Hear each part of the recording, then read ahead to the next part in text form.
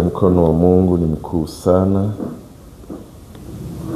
Naweza kufanya yale ambayo akili yetu haifikii kuelewa ni jinsi gani Mungu anafanya. Alivyomtoa Petro gerezani kwa mikono ya malaika, mpaka leo ni tafakari isiyofikia ufahamu wa kawaida wa kuamini au kuelewa. Yesu wetu apewe sifa. Basi tutamshukuru Mungu. Nafikiri kama na nani tutatumia tukinywa tu, mna shida. Basi nitamshukuru Mungu na tutaendelea. Baba, katika jina kuu la Yesu Kristo, jioni ya leo ni jioni tena maalumu ambayo umetukubali Mungu wangu tuweze kuwepo na kukutumikia. Tusikie sauti yako, uzuri wako, ili Bwana tuyaishi yale ambayo unasema nasi katika kila makusanyiko ulionena ya kwamba walipo wawili watatu upo katikati. Baba, tunatamani na tunategemea kwa imani kukuona unavyoweza kutuhudumia katika nchi yetu ya Tanzania, ambao Bwana amekupendeza tuzaliwe na tuishi ndani yake. Kwa jina la Yesu Kristo, Baba, tunajiweka mikononi mwako, usema nasi sasa. Nami Bwana nitumie kuwa chombo chako ikupendezavyo kupitia jina la Yesu. Amen. Basi ni jioni tena ambayo Mungu anakwenda kusema nasi katika namna maalum.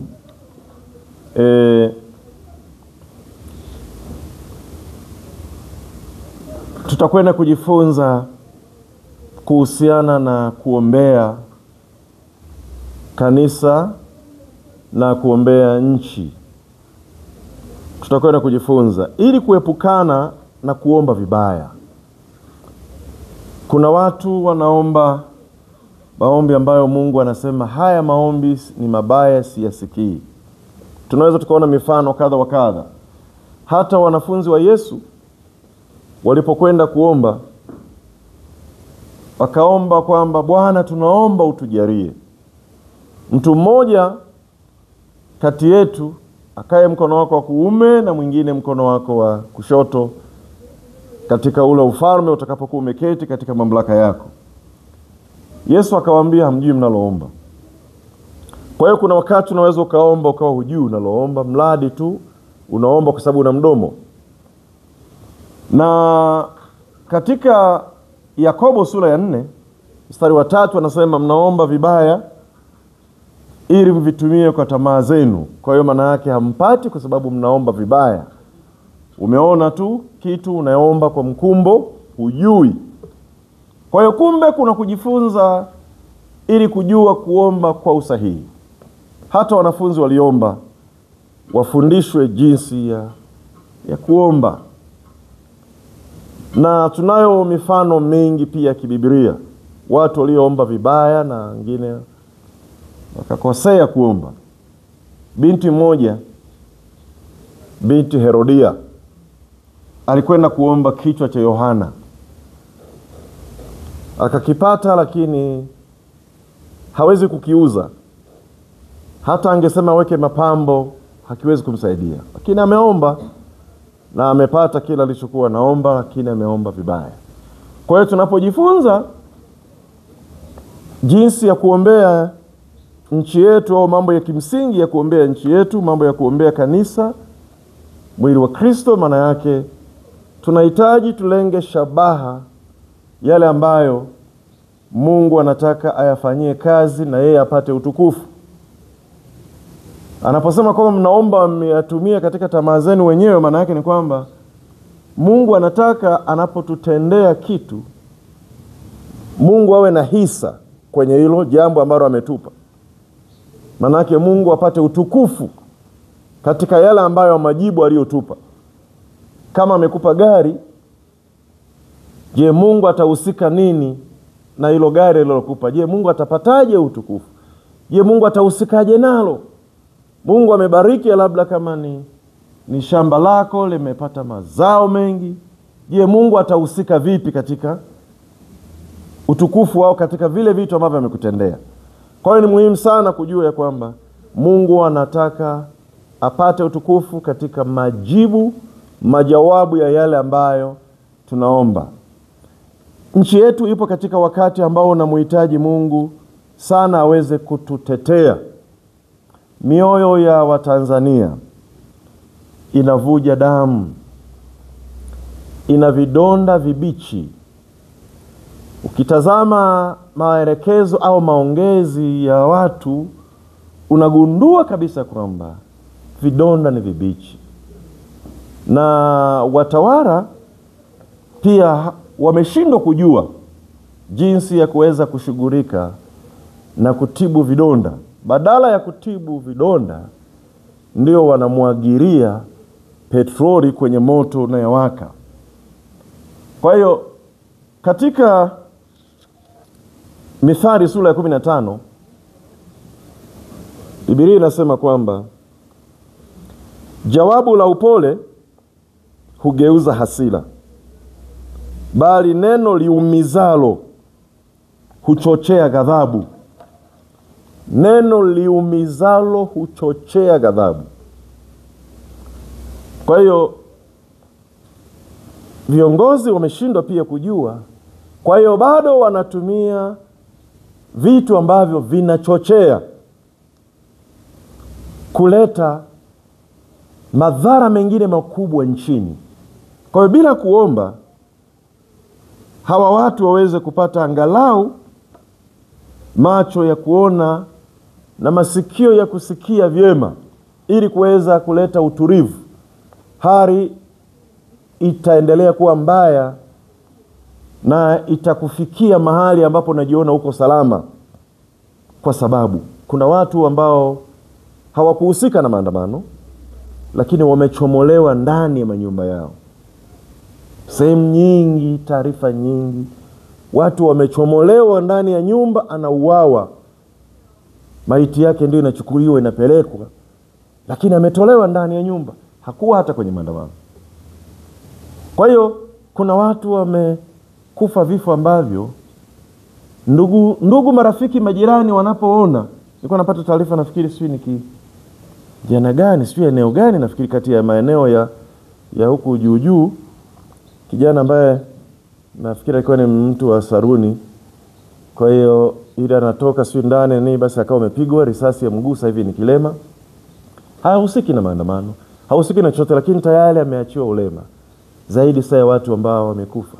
Mwingine anasema kwamba mtoto sijui baba alikuwa anakwenda sijui kumchukua sijui mtoto sijui, baada yule mtoto amepigwa, amekufa, kwenda kumchukua tayari na huyo naye anapigwa na kufa naye, wote ni baba na mtoto. Kwa hiyo ukisikia vilio ambavyo vilivyo katika mioyo ya watu, mioyo inavuja damu. Sasa ni namna gani ya kuweza kutuliza hiyo hali inayoleta msiba mkubwa katika nchi yetu?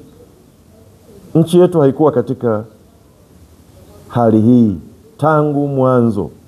Ni nchi ambayo imeratibiwa, niseme au imewekwa katika ya ulimwengu mahali pa kukimbilia. Kibibilia kuna miji ambayo ilikuwa inaitwa miji ya makimbilio.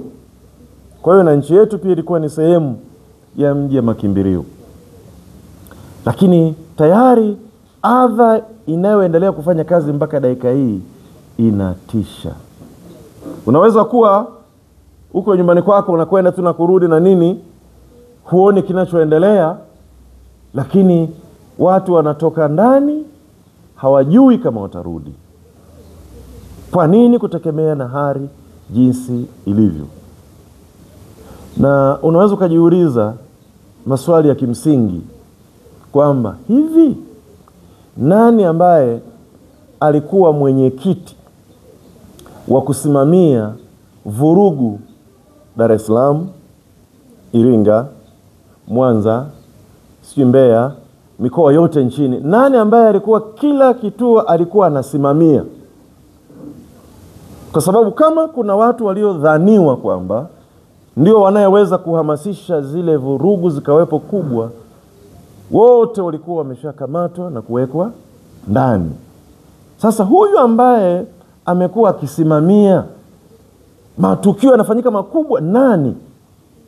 Ni nani alikuwa anasimamia? Hapo ndipo utagundua kwamba hakuna aliyekuwa anasimamia isipokuwa wanadamu. Mioyo ya watu ilikuwa imefika mahali pa kukata tamaa kiasi kwamba hawahitaji mtu asimamie tena kufanya harakati ambazo zinaashiria kuleta faraja kwenye mioyo yao au kuondoa uchungu ndani yao.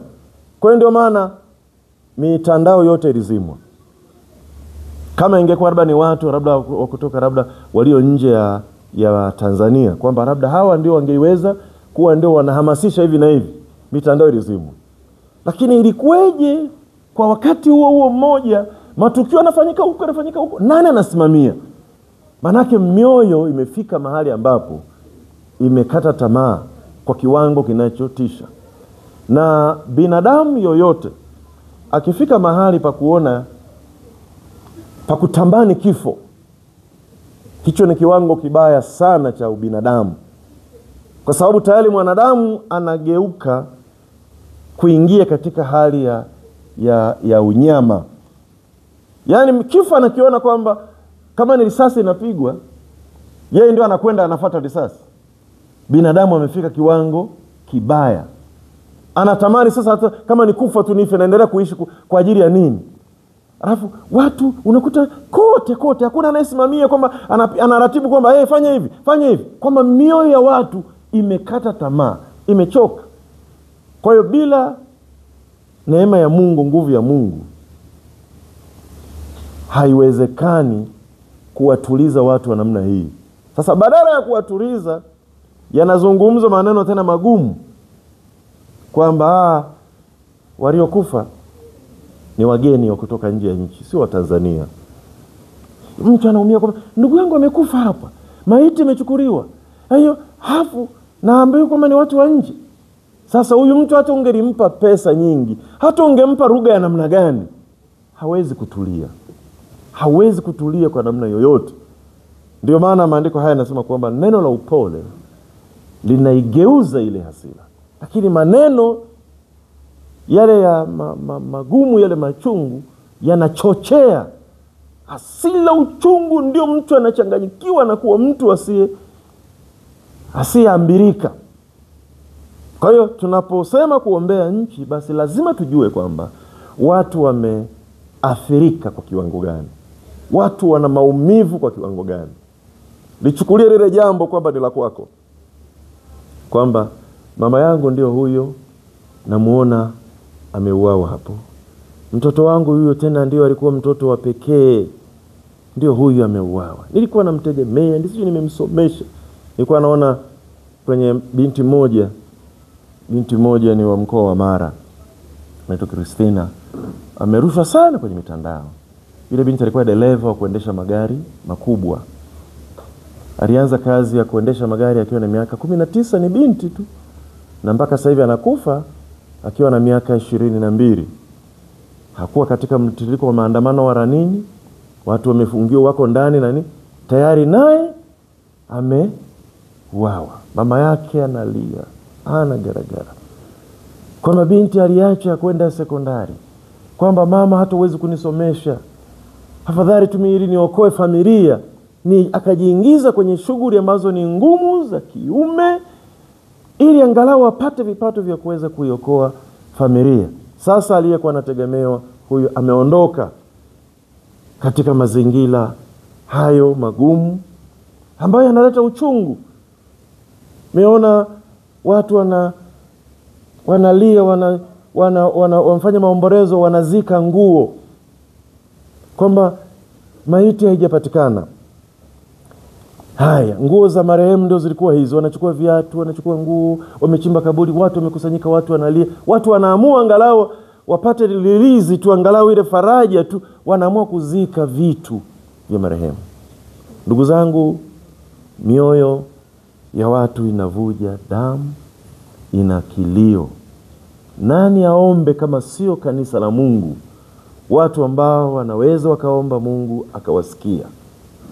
Kwa hiyo tunahitaji kuomba ili yale maneno ambayo yameendelea kuumiza. Haya, maandamano yamepangwa, maandamano ya amani yanaitwa, uwezi ukajua kwamba tarehe 9 hiyo mwezi wa 12. Na ukiangalia watu wanavyoendelea kujadili, yani watu wanaonekana wana shauku na tarehe ifike haraka. Wanasema maandamano ya amani, kwamba yatakuwa makubwa kuliko mfano.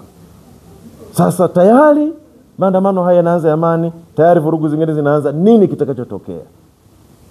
Kwa hiyo tunaposema kuhusu kuombea nchi yetu, tunapaswa kweli kuwa na mzigo wa kuombea nchi yetu, na tulenge shabaha katika yale mafafanuzi, katika yale maelezo ya kufafanua mbele za Mungu katika kuomba, kutoa mafafanuzi. Maana pale panapohitaji faraja, watu ndio wanakamatwa tena. Mpaka dakika hii mambo yameshapita, bado tena watu ndio wanakamatwa tena, wanawekwa ndani, wanafunguliwa kesi tena. Wakati watu wana machungu na misiba na nini, bado wako zaidi ya watu 600 nafikiri ambao tayari kutoka sehemu mbalimbali, wote wameshafunguliwa kesi. Na bado wengine wanaendelea kukamatwa bado ndani ya nchi yetu. Kwa hiyo si kwamba sasa angalau itafutwe namna gani, jambo gani ambalo ni la faraja, kwamba hivi kitu gani kilifanya mpaka watu wameandamana, hivi na hivi mpaka hivi, tatizo lilikuwa nini? Ili angalau sasa ianze kushughulika tiba. Kumbe kuna wengine walikuwa na uchungu, wengine wameonekana wana haki, wamewekwa ndani, kumbe angalau tuwafungulie hawa, angalau tuwe majibu, badala ya kutafuta zile mafungu. Sasa ndio tena petroli inazidi kumwagwa tena, machungu tena huyu mtu. Kwa hiyo tusipoomba ndugu zangu, tusipoomba na tumepewa nafasi hii ya kuzungumza na Mungu, itakuwa ni msiba mwingine wa kutisha sana. Na yako mambo mengine ukisoma Kutoka 11 mstari wa 9 na wa 10, Mungu anasema aliufanya moyo wa Farao uwe mgumu, asisikilize maneno ya watu. Wanachotaka ni nini? Wanataka uhuru wao, wanataka waondoke. Kwa hiyo yule akazidi kukataa kuwazuilia na kuwapa wana wa Israeli. Kwa nini? Ili Mungu ajitukuze.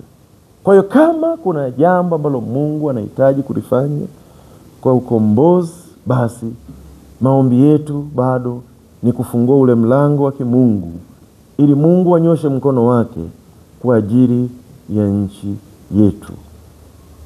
Mioyo imekata tamaa, watu wanalia, ni kilio ambacho hakina mfariji. Nani afariji? Nani? Watu wanaotegemewa labda kama ndio mzazi, ndio unategemewa kama labda ndio ungeleta faraja kwa watoto, labda mzazi tena ndio unazidi kukandamiza labda huyo mtoto. Kwa hiyo mtoto anakosa tumaini, anakosa cha kufanya. Nakumbuka kuna mtoto mmoja ambaye alikuja ofisini mara kadhaa, nimekuwa nikimtafakari sana. Kwa mtoto wa darasa la ngapi? Ilikuwa darasa la 5 siku na la 6 nafikiri kama hicho. Yule mtoto alikuwa amepanga, aliamua kabisa kujiua. Ni mtoto wetu hapa kanisani. Aliamua kujiua. Kwa nini? Wazazi hawampi tumaini lolote. Walimu, alikuwa anasema bonding ndio amerudi. Walimu hawampi tumaini lolote. Kwa hiyo ameona koti akieleza vitu ambavyo anamsingiziwa hivi, nimepachikiwa hivi. Mtoto anasema ananieleza pale analia, amekunywa madawa ya kumtoa roho. Yale madawa hayakufanya kazi. Kwenye ile gari ya shule, akawa ameingia kwenye ile gari ya shule, ili gari ikiwa kwenye mwendo ajitupe. Alikuwa ananieleza ofisini mwaka jana ile. Yule mtoto analia. Nilimpa counseling, nilimuombea, nilimpa ushauri, mpaka kuja kuwafikishia wazazi, kuja kujua wanaona kumbe ulikuwa mtoto alikuwa ameshapotea kabisa. Sasa kuna wakati ambapo moyo unavuja, mtu analia, mtu anahitaji neno la faraja. Lakini mtoto kama huyu labda tena ndio aje kusema kwamba na wewe sasa una maana gani hata ya kuishi? Uzungumze neno tayari unaulule, basi akiondoka pale hakuna faraja kwa mchungaji, hakuna faraja nyumbani, shuleni hamna. Kwa hiyo basi kuna mimi naishi nafanya nini? Basi wako watu ambao wamejiua Wako watu ambao wamejinyonga. Wamefika mahali, hakuna mahali popote pa neno la faraja, anaona kote ni mzigo, hakuna mahali pa kupumulia. Sasa ndio mzigo ambao upo sasa katika mioyo na maisha tayari wa Tanzania. Mioyo inavuja damu, ina vidonda vibichi, vinahitaji matibabu. Kwa hiyo nani alete suluhisho? Badala ya suluhisho ndio haya yanayofuata. Maneno mabaya, makali yanayozungumzwa. Watu maiti zao angalau watu wangerizika, angalau ile mioyo ianze, angalau kijana wetu, mama yetu, ndugu yetu amezikwa pale, amekufa. Maiti hazipo. Si zimeenda kumwagwa wapi? Zimeenda watu wamekufa maelfu. Inatia uchungu sana sana, hasa kwa wale ambao tayari wanajijua jinsi wanavyohusika kwa ndugu wa karibu. Na hata kama tu wewe unaona kweli hapo kweli tu binadamu wenzako yuko maiti ndio zimewekwa pale, ndio kwamba zinamwagiwa matindikari, ndio zinachomwa, zinafanywa nini, hauwezi ukajisikia raha, hauwezi ukatabasamu, lazima utajisikia uchungu. Sasa haya ukiyajumlisha na yale ambayo maongezi ya watu wanaendelea kuongea na nini, yale machungu, ndio tunasema kwamba nchi iko mahali pabaya sana. Inahitaji maombi na mahali pa kuchukua hatua, basi zile hatua za kusaidia ziweze kuchukuliwa. Kwa hiyo miongoni mwa mambo ambayo tunapaswa kuombea katika nchi ni hayo. Niende upande wa kanisa.